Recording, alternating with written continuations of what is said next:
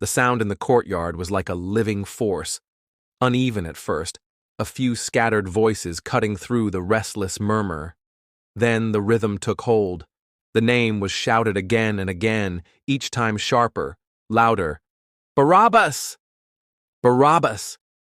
It was as if the crowd had found a pulse and was beating it into the morning air. The smell of dust, sweat, and old stone hung heavy. Pilate stood high on the stone pavement watching it unfold. He knew Barabbas, a rebel who had stirred up bloodshed in the city, a man guilty of murder. Surely the people would not choose him over the quiet figure beside him. "Which of the two do you want me to release to you?" Pilate's voice was steady, but there was calculation in it. The answer came back like a whip crack. "Barabbas!" "Then what shall I do with Jesus, who is called the Messiah?" The sound swelled into a unified roar. "Crucify him." "Why? What crime has he committed?" The question was almost swallowed whole by the chant that returned, harder and more violent now. "Crucify him! Crucify him!" Pilate's eyes swept the crowd. At the front, the priests and elders moved like commanders in the middle of a charge, pushing the chant forward with hands raised and lips moving. The mob had reached that dangerous edge, the place where reason was gone and only movement, noise, and pressure remained. A basin of water was brought. Pilate stepped forward, dipped his hands in, and let the water spill between his fingers. His voice carried above the noise. "I am innocent of this man's blood. It is your responsibility." The reply was as one body speaking, "His blood be on us and on our children." With that, Pilate ordered Barabbas released. The shackles fell from his wrists, and he was swallowed by the crowd. Jesus was handed over to the soldiers. They led him into the praetorium's courtyard. The scourging post stood waiting, a short, solid pillar, stained from countless punishments. His wrists were tied high above his head, pulling his back tight. Two executioners took position, each holding a flagrum, multiple leather strips weighted with sharp fragments of bone and lead. The first lash cracked like a breaking branch, the bone tips digging into skin before tearing back. The second came from the opposite side, crossing over the first wound. They alternated in a cruel rhythm, strike, pull, strike, until his back was a canvas of open flesh, red against the pale morning light. His muscles twitched involuntarily, his breathing shallow but steady. Dust settled on the streaks of blood, turning them dark. When they stopped, he was left hanging there, trembling. But their cruelty wasn't finished. They stripped him, draping a coarse, faded scarlet robe over his shoulders, the fabric sticking immediately to the wounds. Someone twisted thorn branches into a crude crown. The spines were long and rigid, and when they pressed it down, they pierced scalp and skin. Blood streamed into his hair, down his cheeks, into his beard. They placed a reed in his hand as a mock scepter. One by one, the soldiers knelt before him, mocking, "Hail, King of the Jews!" Spit struck his face. A soldier snatched the reed from his hand and struck him on the head repeatedly, each blow driving the thorns deeper into flesh. When their game ended, they tore the robe away, reopening every clotting wound. His own clothes were put back on him. The crossbeam was brought, a length of wood heavy enough to slow even a strong man. They set it across his shredded shoulders, the weight bit into muscle and nerve. He stepped forward into the narrow streets, the crowd pressing close on either side. Some jeered, others stood silent, eyes locked on him. A group of women cried aloud. He turned his head to them, his voice hoarse but clear. "Daughters of Jerusalem, do not weep for me. Weep for yourselves and for your children."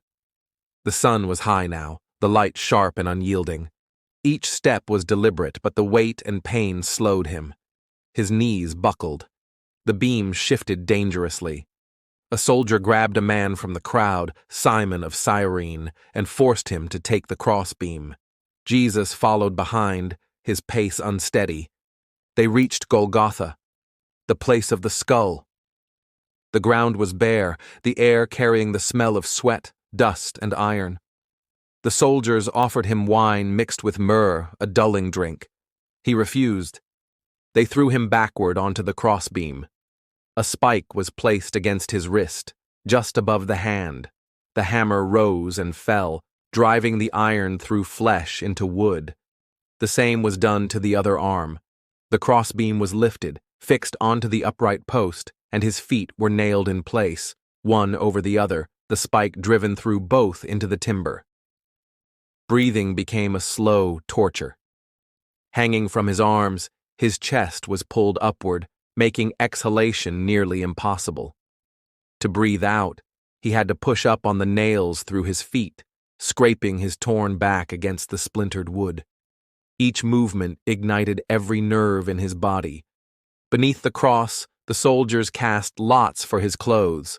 Passers-by hurled words like stones. "You who would destroy the temple and rebuild it in 3 days, save yourself." The chief priests mocked openly. "Let the Messiah, the King of Israel, come down now from the cross, so that we may see and believe." The 2 criminals crucified beside him spoke as well. One joined the insults. The other turned his head toward him. "Don't you fear God? We are punished justly, but this man has done nothing wrong." Then, with labored breath, he said, "Jesus, remember me when you come into your kingdom." Jesus answered, "Truly I tell you, today you will be with me in paradise."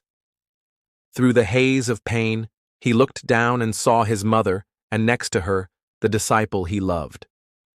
"Woman, here is your son," he said to her, and to the disciple, "Here is your mother."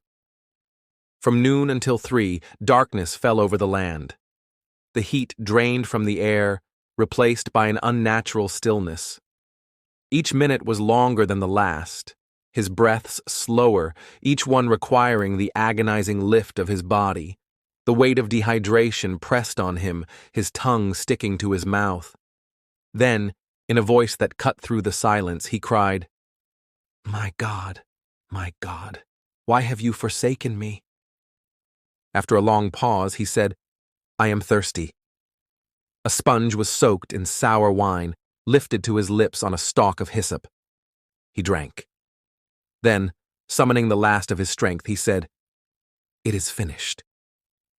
One final, shuddering breath. "Father, into your hands I commit my spirit." His head fell forward. The earth trembled violently. Rocks split open. In the temple, the great curtain tore from top to bottom.